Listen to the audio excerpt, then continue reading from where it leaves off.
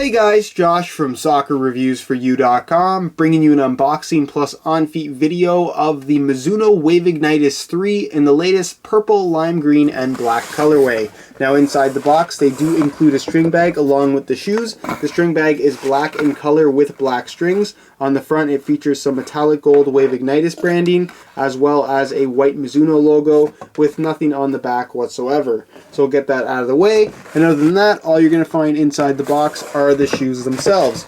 So I'll get these out of the box really quickly, and if you guys could take a second to leave a like on the video, it would be greatly appreciated.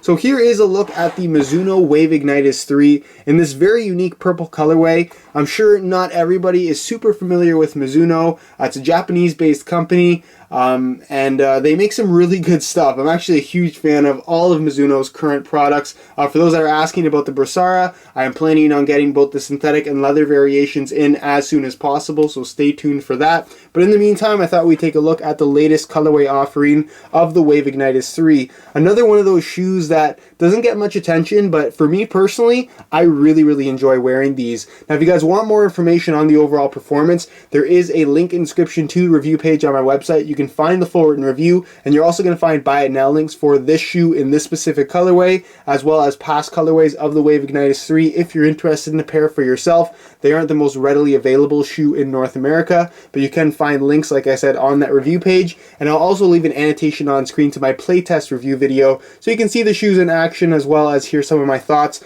on the general performance. So with that being said, let's get right into the video. To start things off, let's quickly talk about the colorway. Now as you can see, Mizuno has opted for a very unique shade of purple for the upper. If I had to compare it to another colorway, it would be the 2010 F50 Adizero in the chameleon colorway, or the unofficial messy color. I'm sure enough of you guys remember that particular shoe.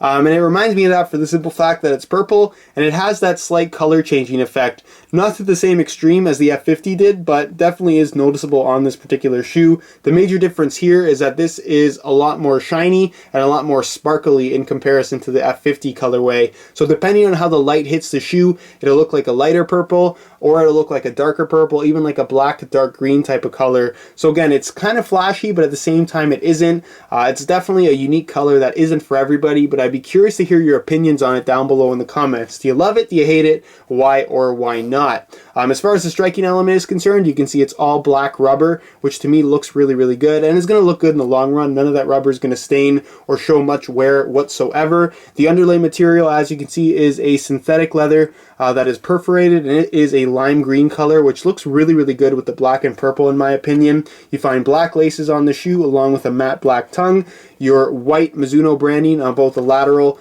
and medial side of the shoe. You can see your black Ignitus branding right there, which again kind of shows off the color changing effect of the upper. In certain lighting, the Ignitus branding is very obvious, whereas in other lighting it is more or less hidden. So if that gives you a better idea as to how this colorway actually does look in person, hopefully that should help you out a little bit. And then on the very back you can see you have a matte black area with your lime green Mizuno branding and this little detail in lime green as well. As far as the one-piece sole plate and heel counter is concerned, it is kind of like a semi-translucent, kind of smoky black plastic color, which to me just looks very premium. And then you have your purple studs on top, which is somewhat unusual, blending black and purple on one single sole plate, but it looks good nonetheless. And then a nice little detail that I really like about this shoe is a little bit of lime green kind of seeping through either side of the heel counter, which I just thought looked pretty cool. It looks like it's glowing from within. But overall, that's pretty much it as far as the colorway is concerned. I'm actually a big fan of the modern aggressive styling of the Wave Ignitus 3. I know not everybody is, and if you're looking for something that is not only unique for being a Wave Ignitus, but also very unique in that it's a very strange purple colorway, then this is one of those shoes that's really going to stand out for you, and I guarantee you nobody else out there on the field is going to have a pair of these on their feet. As far as tech specs go, again, if you want more detailed information on the overall performance, I'll leave an annotation on screen to my playtest video, and I'll also leave a link down below in the description to the full written review on my website. But for the sake of the video, we will go over all of the tech specs, and I'll share my opinions as we go through them. Now, as far as the upper is concerned, the Wave Ignitus 3, unlike the Wave Ignitus 1 and 2, is not made from kangaroo leather. It's made from a synthetic material that Mizuno has named Prime Skin. Now, Prime Skin is, as Mizuno claims, a synthetic material designed to mimic the feel of kangaroo leather. And I will say right off the bat, that is not really the case here. Yes, it's somewhat leather-like in that it has a slight amount of cushion to it, but does it compare to the Hybrid Touch synthetic found on Adidas' shoes or Kangolite from Nike? In all honesty, no, I don't think it's up to those standards as far as quality is concerned, but it still feels really, really good. It makes for a more lightweight feel. It fits really closely to your foot. It's comfortable. It's flexible enough after you get some break-in time, and it provides a nice solid structure to the shoe as a whole, which is personally what I really like about the Wave Ignitus 3 design. So it has a nice shiny finish, so there's not a lot of extra grip on the ball as far as this area is concerned. There is some minor grip if you are in dry conditions, but if it's a little bit wet, it will have a more slick finish to it overall, but that's generally the case with most synthetic uppers. But really the highlight of this shoe is going to be the main striking area here on the foot. So you have two separate sections. The first section is right here. This is what they call the Mukaiten panel, or the knuckleball panel, if you will. That's really what it's famous for.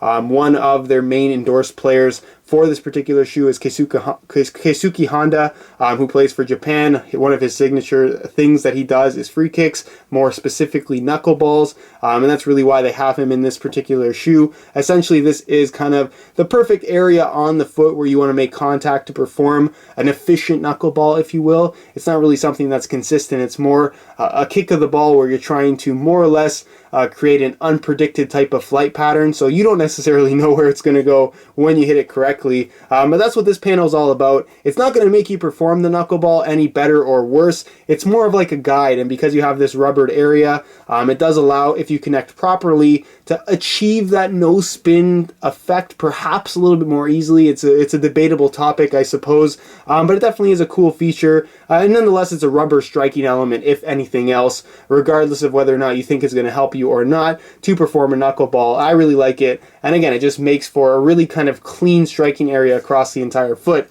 The second part is a lot more aggressive. It is what they call the Tetakainen panel. It's a difficult name, I can't really say it, but we'll just call this the main striking element on the shoe. So you can see that it has this kind of wave-like design, I guess. It's kind of these curved lines, rounded lines, I should say, and it gets a lot more aggressive right here, which is where you're going to be making contact with the ball fairly often, and it's a much harder rubber. There's not a lot of flex to it, and it's not particularly grippy either, so you're not going to get a ton of extra grip when dribbling the ball and stuff like that. You will notice it a little when you make harder contact, when you're striking the ball, trying to curve it or something like that, but for the most part, it's just there to create a nice solid impact when you make contact with the ball. And to me, I just really like the striking element. It reminds me a lot of something like the T90 Laser 4, which is a shoe that I was personally a big fan of. And for those that are kind of more into the more traditional power boots, if you will, the older style of Predators before they went into the Lethal Zones concept, or even, like I said, some of the old T90 models, something like the Wave Ignitus 3 is really one of the only true standalone power boots still out there on the market. And again, the shoe's not going to make you shoot the ball more accurately. It's not going to allow you to shoot the ball with more power or improve your technique, but the feel that it provides to me is really, really good for striking the ball. You have an off-center lacing system, as you guys can see. The tongue is a thin synthetic, so there's not a lot of extra padding here. It does have a fairly deep fit in the heel, so again, it feels nice and supportive, and it actually comes up a little bit higher in the back, which is something that I like about the Wave Ignitus 3 as well. It's low profile, but at the same time, it feels very solid and rugged on feet. It has an extremely large external plastic heel counter, which makes for a nice supportive feel when you're making those hard lateral cuts.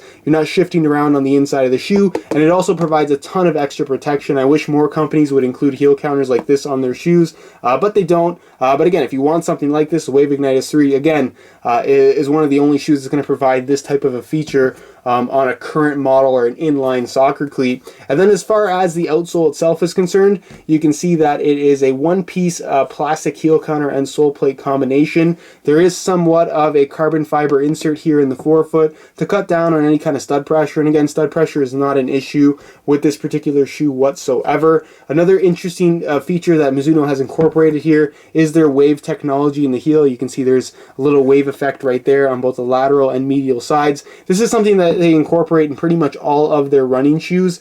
And essentially what it's supposed to do, it's supposed to be kind of a cushioning type of system where it absorbs the impact and disperses it away from your foot. It's difficult to say whether or not it's a noticeable feature on the shoe. I honestly don't think it is, but it is something that Mizuno has incorporated into this particular design, and it looks interesting nonetheless. You can see that you do have this extra kind of ridging system here through the midfoot to provide that little bit of extra support and stiffness, but it's still maintaining a nice amount of flexibility in the forefoot. And the stud pattern is also very unique. It's all bladed, as you can see, but the blades are fairly wide in profile, making for a nice stable feel, and they're also fairly long.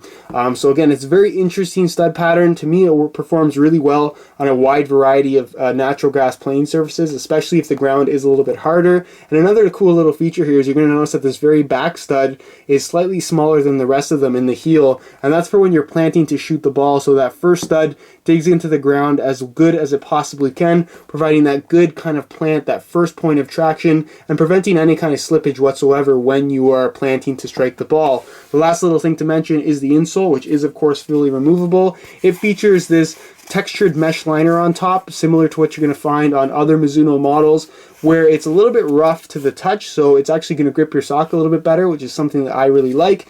And then as far as the insole itself is concerned, it's pretty straightforward. One single layer of fairly thin foam, then an extra layer of foam right here at the heel. It's a good insole for the simple fact that I really like the liner, but as far as the foam portion of the insole is concerned, it certainly isn't anything special, but definitely will get the job done and does not slide around on you inside of the shoe. So that's pretty much it as far as tech specs go. And I move on next to a quick weigh-in so you can see how lightweight these guys are. As far as weight goes, the Wave Ignitus 3 is deceivingly light. If you were to guess the weight based on its looks, you'd probably guess 10-11 ounces just based on the amount of rubber and the really heavy-duty appearance of the sole plate and stud pattern. But in reality, like I said, it's actually much lighter than you might expect. So I'm going to weigh this pair for you today in real time. Keep in mind this is a brand new pair in a size 9 US. Going to throw it on the scale, and you can see that they weigh in at 8.2 ounces. So again, they're relatively lightweight for a shoe that feels this solid, provides that much in the way of protection, and is just a really well-made shoe overall. The sole plate is riveted to the upper, the durability is absolutely fantastic, and like I said, it still is relatively light right at the 8 ounce mark. So if you're looking for something that's light, but at the same time going to be more along the lines of a traditionally styled power boot, then the Mizuno Wave Ignitus 3 is definitely something to consider. So with that being said, let's move on next to the quick on-feet portion of the video so we can get a better idea as to how these shoes fit and of course what the sizing is like. Alright, here's a look at the Mizuno Wave Ignitus 3 on feet, and from right out of the box they fit really, really well, but definitely do require some break-in time. The upper is on the stiffer side, especially in comparison to the Wave Ignitus 1 and 2. Because they were kangaroo leather and had a slightly kind of wider, higher volume type of fit in comparison to this shoe, they didn't really require too much in the way of break-in. But because this shoe is more streamlined, it's more low profile, and has a tighter overall fit, along with a stiffer synthetic material, like I said, give it a couple hours and they'll feel a lot more flexible and a lot more comfortable overall. As far as the fit is concerned, in width, it's not a narrow shoe, it's not a super wide shoe, and because it is synthetic in the way it's made, you're not going to get too much stretch out of the upper. This prime skin area will give a little bit after some break-in time, but for the most part, the way it fits from right out of the box is the way it's going to fit for its entire lifespan, so please keep that in mind. And if you do have excessively wide feet, it's probably best to stay away from synthetic boots in general. As far as sizing is concerned, they fit a little bit snug from right out of the box in my usual size 9 US, but again, after some break-in time, the prime skin does give ever so slightly to me, making for a very, very comfortable fit. So unless you're really opposed to tighter fitting shoes, I would recommend going true to size. But again, if you want something with a little bit more of a roomier feel, you can safely go a half size up in the Wave Ignitus 3, but for most people, I think true to size is going to be just fine. So that's pretty much it as far as the on-feet portion of this video is concerned, and I'll leave you to my final thoughts. Alright guys, that's it for my unboxing of the Mizuno Wave Ignitus 3 in the latest purple colorway. Overall, this is a shoe that I'm a huge fan of. I really enjoy wearing them. They fit extremely well. The striking experience you get out of this shoe is one of the best of any shoe out there on the market. I really like the sole plate and stud pattern combination on this particular boot. And again, it's very solid while still maintaining a nice lightweight feel on feet. So overall, it's an absolutely fantastic shoe. Pretty much all of the products that Mizuno puts out are really, really good right now. So So again, if you're interested in a pair of Mizunos, the Wave Ignitus 3 is definitely one that I can strongly recommend. If you want more information on the overall performance, again, the link is down below in the description to the full written review on my website. You'll find all the details you could possibly want in that full written review. Also on the review page, you will find the buy it now links for this colorway, as well as other colorways of the Wave Ignitus 3, as well as some high quality images of the shoes that I took myself to give you a better idea as to how these actually do look in person. If you have any questions at all regarding the Wave Ignitus 3, be sure to leave your questions down below in the comment section. If you enjoyed today's video and want to see more Mizuno featured on the channel, be sure to support the video with a like. Subscribe if you haven't already for daily videos on all the latest and greatest soccer gear. You can find all of my social media information down below in the description as well. And other than that, guys, hope you enjoyed today's video, and as always, thanks for watching.